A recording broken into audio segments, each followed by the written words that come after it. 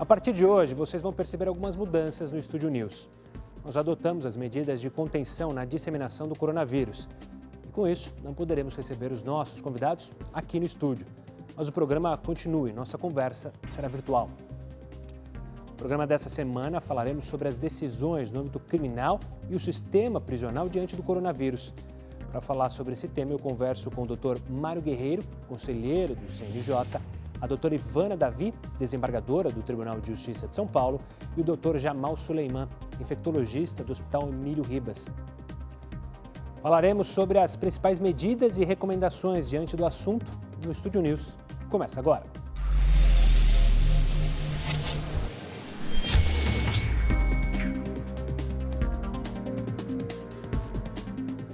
E para falar sobre esse tema, eu converso agora por Skype com o Dr. Mário Guerreiro, conselheiro do CNJ.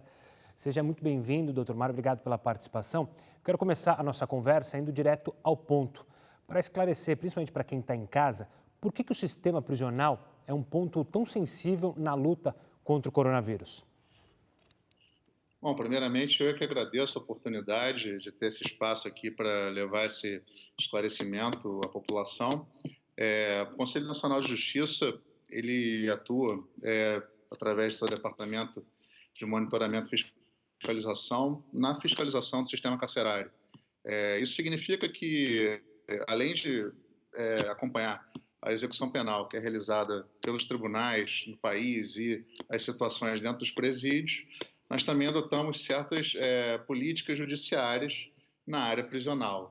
Então, a gente teve recentemente a recomendação número 62 desse ano, que veio justamente trazer algumas orientações para os juízes que trabalham na área de execução penal, quanto a boas práticas que a gente considera importantes nesse período de combate a essa epidemia do Covid. Então, o CNJ está dando a sua contribuição, através da sua atuação de controle do judiciário, para combater essa epidemia também nos presídios. A gente sabe que os presídios eles são geridos em parte pelo Executivo, que faz a administração penitenciária, e em parte pelo Judiciário, através dos seus juízes de execução penal, que são, na verdade, quem controla a entrada e a saída dos presos do sistema prisional, enquanto que o Executivo cuida dos presos quando eles estão lá dentro. Então, claro que a gente precisa de ações coordenadas com o Poder Executivo para que essa política funcione, seja efetiva, mas o CNJ já se antecipou fazendo a sua parte no âmbito do Judiciário. Doutor, eu queria entrar justamente nessas recomendações do CNJ diante dessa crise. Infelizmente, muita gente pegou meio que por cima, falou, o CNJ está mandando soltar preso. Eu queria que o senhor explicasse, de fato, como funcionam essas recomendações, quais são essas recomendações para o sistema prisional.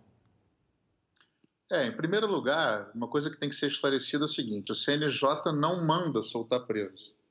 Os juízes, cada juiz de cada vara de execução penal tem autonomia e independência para decidir conforme o seu entendimento, o seu melhor entendimento do direito e dos fatos que são colocados em cada processo e de cada pessoa que está presa. Então, o CNJ ele não manda, ele não determina que nenhum juiz faça isso ou aquilo e nem vai punir nenhum juiz que tenha deixado de seguir as recomendações. Como o próprio nome diz, é uma recomendação, ou seja, aquilo que o CNJ considera ser uma boa prática para os juízes de execução penal. Então, esse é um primeiro ponto a ser esclarecido. Então, na verdade, quem está com a faca e o queijo na mão são os juízes de execução penal. O CNJ apenas está trazendo orientações que podem ser úteis aos juízes no momento de decidir, no momento de crise como esse. Porque, veja, são situações inusitadas, são situações que os juízes não vivenciam no dia a dia.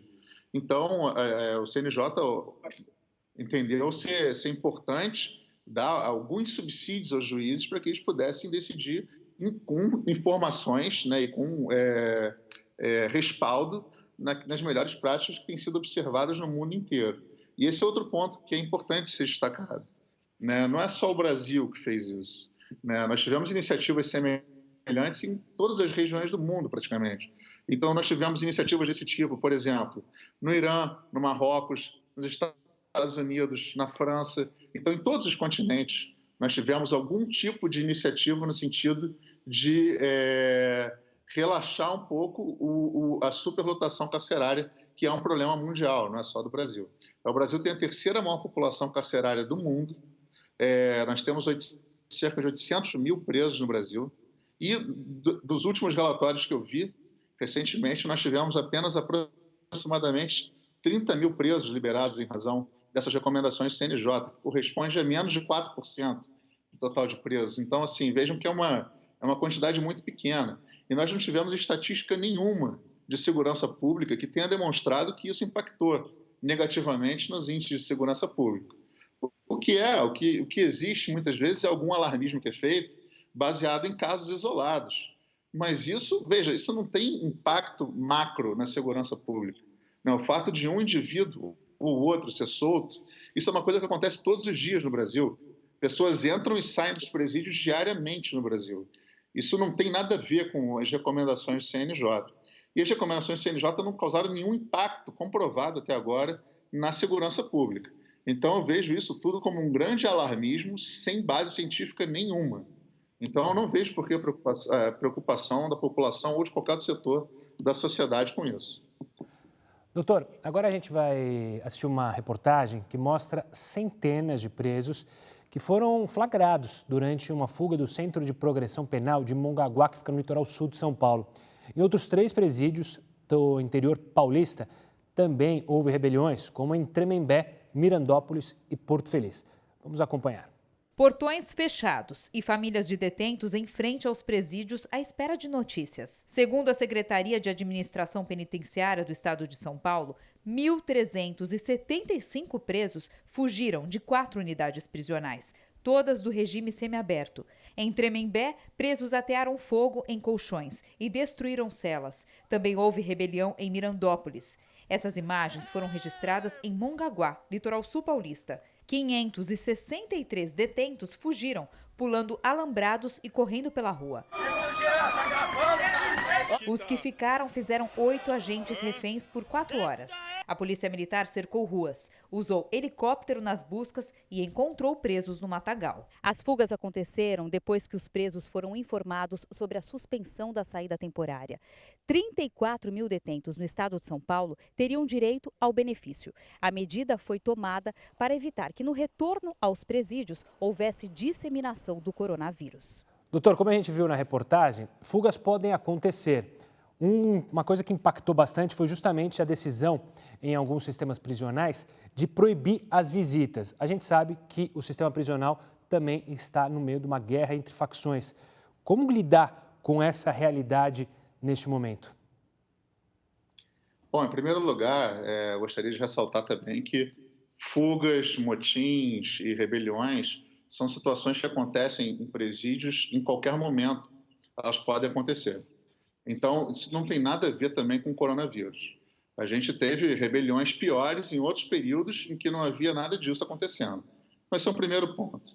Tá? Um segundo ponto veja que são situações pontuais. Nós tivemos algumas situações no estado de São Paulo que realmente aconteceram, mas se nós olharmos no panorama geral do Brasil, nós não tivemos um cenário como nós tivemos no passado, por exemplo, de rebeliões orquestradas por facções criminosas, de rebeliões em série, enfim, massacres dentro de presídios, nada disso. Então, veja que tentar associar essa questão de fugas, motins, etc., ao coronavírus é totalmente equivocado. Pelo contrário, nós temos hoje o sistema prisional totalmente sob controle, não está tendo nenhum impacto dentro do sistema prisional essa situação do coronavírus, não tivemos aumento de rebeliões, nada disso, não há nenhum indicativo disso. Então, a situação está totalmente controlada quanto a isso. Nós não podemos associar uma coisa a outra. Quanto à questão da visitação, é preciso ficar claro o seguinte: visitação é uma parte da execução penal que é controlada principalmente pelo executivo. Como eu falei no início, o juiz da execução penal, que é aquele que é fiscalizado pelo CNJ, ele tem a chave da entrada e da saída do preso. Agora, o que acontece com o preso dentro do presídio é principalmente devido à atuação da administração penitenciária. E a recomendação 62 do CNJ foi bem clara quanto a isso. Questão de visitação fica a critério de cada administração penitenciária local. Os juízes não vão se meter nisso. Nós até trouxemos algumas orientações que nós entendemos adequadas, mas é claro que a palavra final é do gestor penitenciário. Então, o judiciário não tem muita ingerência sobre isso. Agora, é claro que a gente sabe que, em primeiro lugar, a questão das visitações não deixa de ser uma forma de contato social. E nós estamos vivendo um momento de isolamento social. Então, algum nível de restrição é necessário para evitar que pessoas de fora do presídio tragam o vírus para dentro do presídio. Isso a gente não quer que aconteça. Então, claro, algumas restrições serão necessárias. Agora, em momento algum, o CNJ propôs que se acabasse com a visitação ou que se, enfim, criasse alguma restrição impeditiva da visitação. Não, isso de forma alguma. Eu acho que a visitação, inclusive, é importante para a ressocialização do preso.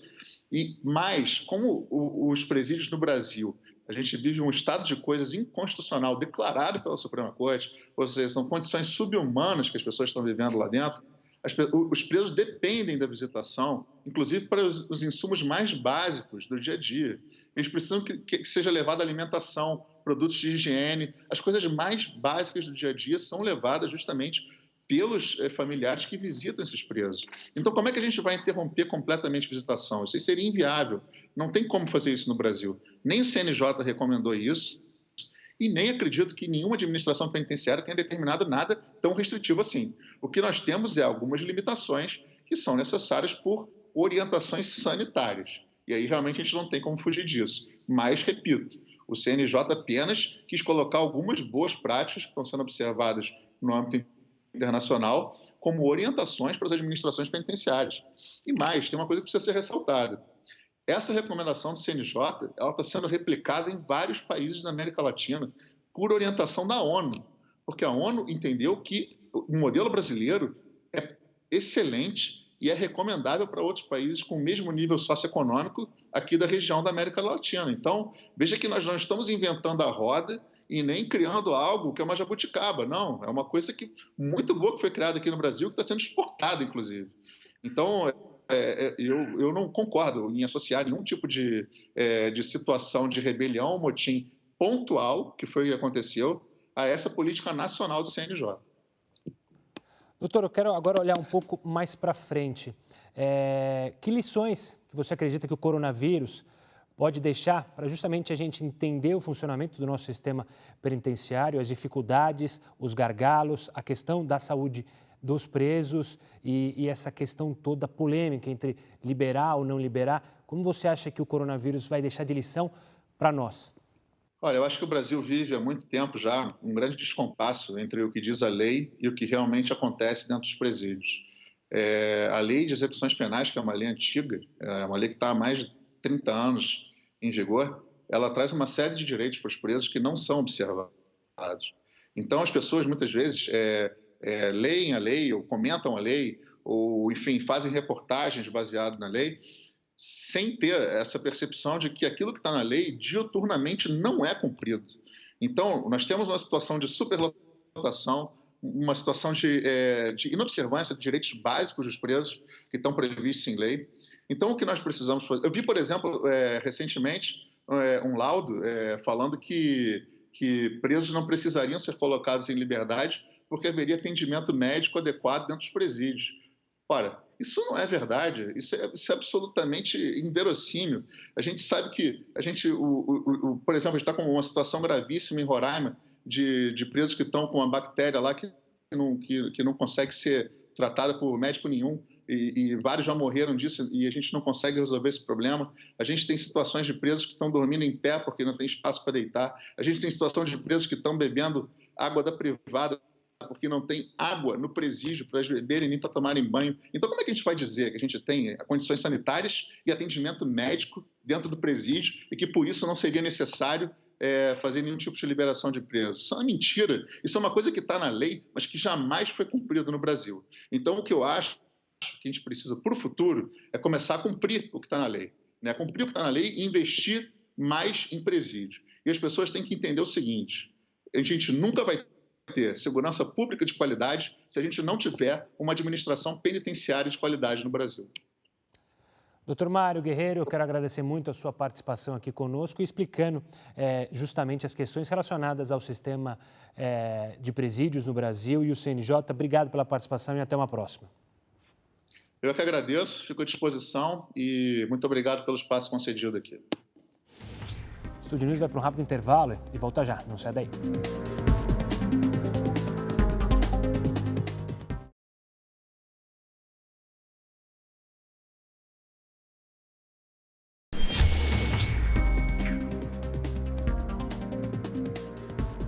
O Estúdio News está de volta e agora eu converso com Ivana Davi, desembargadora do Tribunal de Justiça de São Paulo. Doutora Ivana, muito obrigado pela participação aqui conosco.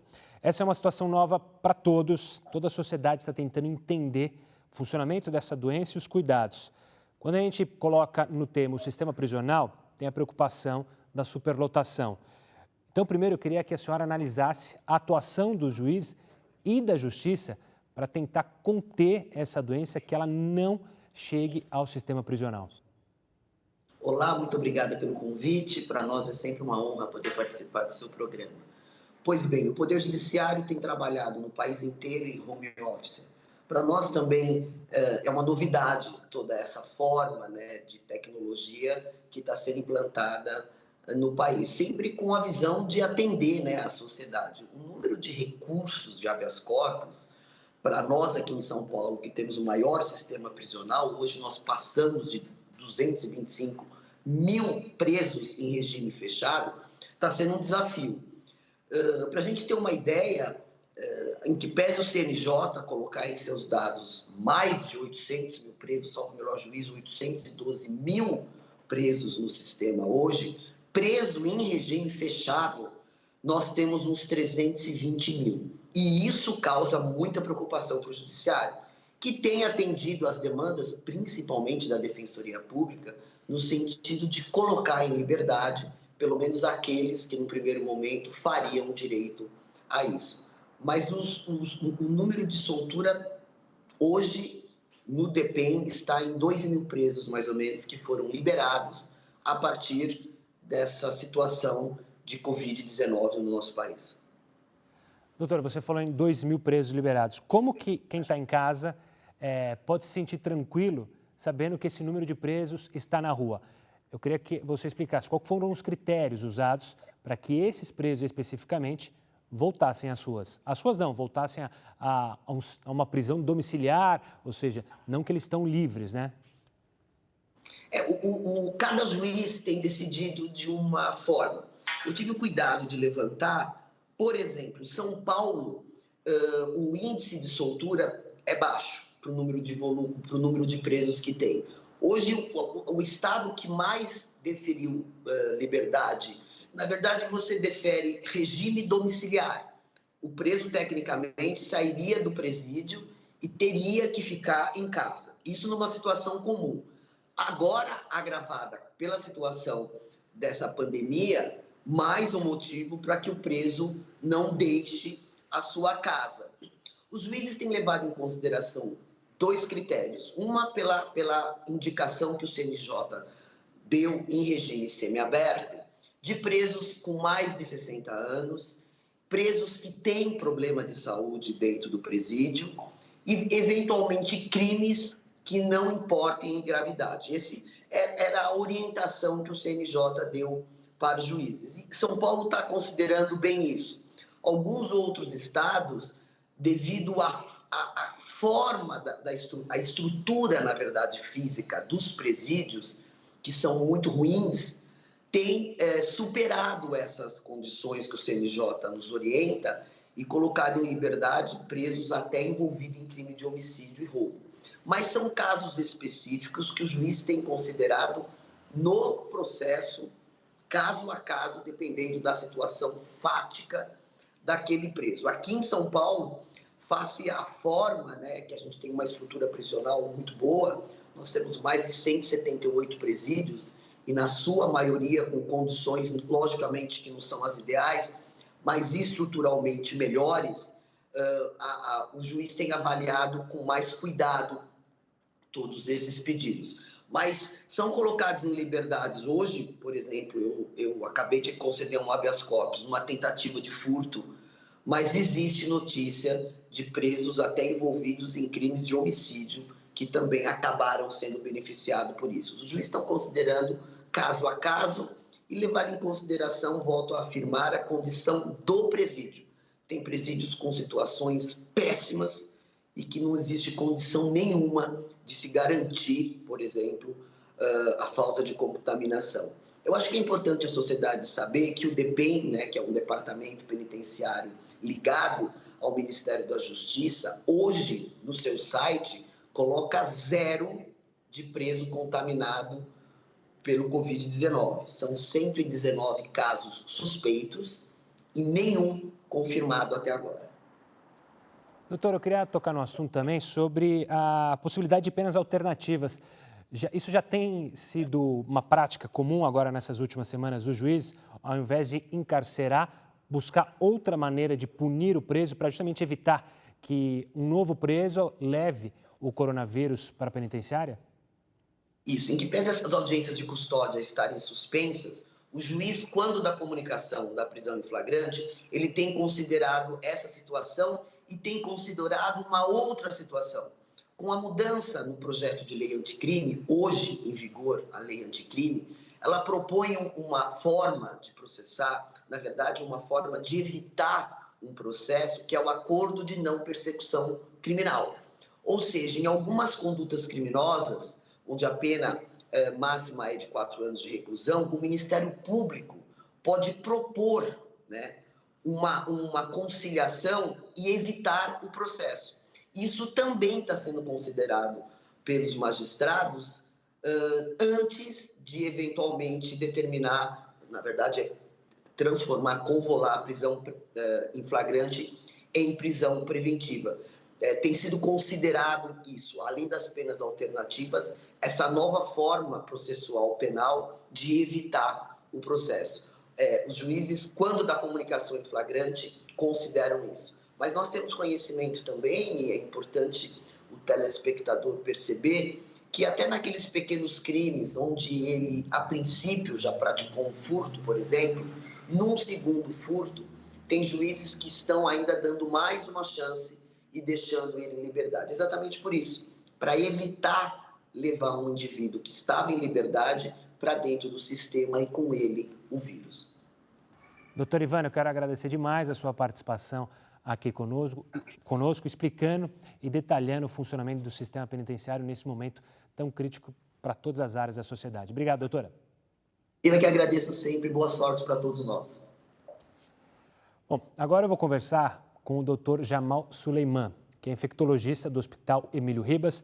Doutor, obrigado pela participação aqui conosco. A gente já ouviu 2 especialistas da parte jurídica sobre o sistema prisional. Agora eu queria falar muito sobre a situação dos presos. De acordo com o sistema penitenciário brasileiro, são pelo menos quase 10 mil presos com mais de 60 anos que estão no grupo de risco e estão presos. Uma pesquisa da agência pública revelou que 4 em cada 10 presídios não têm consultórios. 48% não tem farmácia ou sala de estoque para medicamentos e 81% não possuem sala de lavagem e descontaminação. Com essa falta de estrutura dentro das cadeias, o que pode acontecer com um preso que contraiu o vírus? O que pode acontecer se o vírus chegar em um presídio? Primeiro, obrigado pelo convite, pela possibilidade da gente discutir um pouco mais esse aspecto que agora fica visível diante da catástrofe brasileira. Isso é só para mostrar que isso definitivamente não é uma gripezinha. Em relação a esse cenário que você descreve, o que a pandemia fez foi só descortinar, porque isso a gente já sabia numa outra doença cuja transmissão é semelhante, chamada tuberculose. A tuberculose invadiu o sistema prisional brasileiro e promove uma catástrofe dentro desse sistema. Com a pandemia de coronavírus, o que a gente tem? É uma doença de transmissão mais rápida do que a tuberculose, mais fácil do que a tuberculose e tem adiciona uma população de risco maior, inclusive. Se você colocar tuberculose mais corona, esse caldo é explosivo. Por quê? Porque ambas as doenças, elas comprometem o pulmão dessas pessoas. Então, imagine o cenário, o que a gente vai viver nas próximas semanas. O que eu acho que a gente precisa fazer rapidamente é correr para proteger essas pessoas, porque a gente tem dito aqui, nós não podemos deixar ninguém para trás. Isso inclui todo mundo que está no sistema prisional. Então, é função do Estado, é dever do Estado providenciar rapidamente a reversão desse quadro. Qual a estratégia que vai ser usada? Tem inúmeras possibilidades. Uma delas pode ser transformar hotéis que estão sem ocupação em espaços para proteger essas pessoas, rapidamente. Nós não temos tempo. Não dá para ficar imaginando situações que eu vou construir presídio, que eu vou fazer isso, que eu vou fazer aquilo. É usar os prédios que a gente tem para rapidamente esvaziar, tirar essas pessoas dessa vulnerabilidade, porque não é possível deixá-las à margem desse processo. Doutor, eu queria entrar na questão, você falou da tuberculose, ou seja, a gente já teve outras lições do passado e não aprendeu com elas. Agora está lidando com o coronavírus. O que a gente precisa pegar de lição, de aprendizado, para que não ocorra o que ocorreu com a tuberculose e talvez ocorra com o coronavírus dentro das prisões? Qual que tem que ser a nossa mudança no trato, no pensamento do sistema prisional brasileiro? Eu acho que, para além do sistema prisional brasileiro, você precisa entender o outro como alguém igual a você. Não faz sentido, porque você pega... Esse é um problema sério no sistema prisional, mas é um problema sério também em populações em situação de rua. Qual é a diferença de um e de outro? Um se prende na miséria, outro fica atrás das grades. Essa é a diferença. Então, você precisa ter estratégias e nesse cenário, nesse contexto, eu tenho até receio de falar é um bom exemplo, porque eu não acho que o sofrimento do outro seja bom exemplo para absolutamente nada. Mas o que eu quero pontuar é que já se sabia disso, não é uma história nova. E a gente, toda vez que tem isso, parece que não aprende com as situações. Então, em relação agora ao corona, a minha esperança, se é que eu posso chamar assim, é que a gente aprenda de uma vez por todas uma lição extremamente dolorida. Por quê? Porque o corona é só uma pandemia. Vai vir outras. Vírus, em pleno século XXI, aparece num determinado lugar do mundo, no outro dia está no resto do mundo. Então, a gente precisa usar isso como um instrumento de aprendizado. O que eu estou propondo é que se faça rápido, porque nós não temos tempo. A curva é uma curva que está em ascensão e é explosiva. Então, eu propus, por exemplo, que os moradores em situação de rua, que eles fossem contemplados com albergues, abrigamento, usando também essa estrutura de hotéis que estão vazios. Não há turismo, usa isso. Por quê? Porque a gente precisa dar guarida para essas pessoas. A mesma coisa vale para as pessoas que estão no sistema carcerário. Usa prédio público, transforma isso rapidamente. Vocês viram, em uma semana a gente conseguiu levantar o hospital de campanha. Em uma semana a gente consegue transformar esses lugares em lugares menos insalubres para dar a garantia de que essas pessoas podem deixar de correr o risco. Acho até que dá para hierarquizar, por exemplo, você tem um contingente acima de 50 ou de 60 ou de 70 anos tem menos, mas entre 50 e 60, rapidamente, que tenham comorbidades, rapidamente tirar eles desses lugares e colocar numa estrutura onde eles corram um risco muito, muito, muito menor. Doutor Jamal, quero agradecer demais a sua participação e sua análise sobre a situação no momento. Obrigado e até uma próxima. Até a próxima. Bom, o Estúdio News fica por aqui. Hoje eu conversei com o Dr. Mário Guerreiro, conselheiro do CNJ, com a doutora Ivana Davi, desembargadora do Tribunal de Justiça de São Paulo, e com o Dr. Jamal Suleiman, infectologista do Hospital Emílio Ribas. Você já pode acompanhar essa entrevista pelo nosso canal no YouTube e também pelo nosso podcast, que já está nas plataformas digitais como Spotify e Deezer. Semana que vem tem mais. Até lá!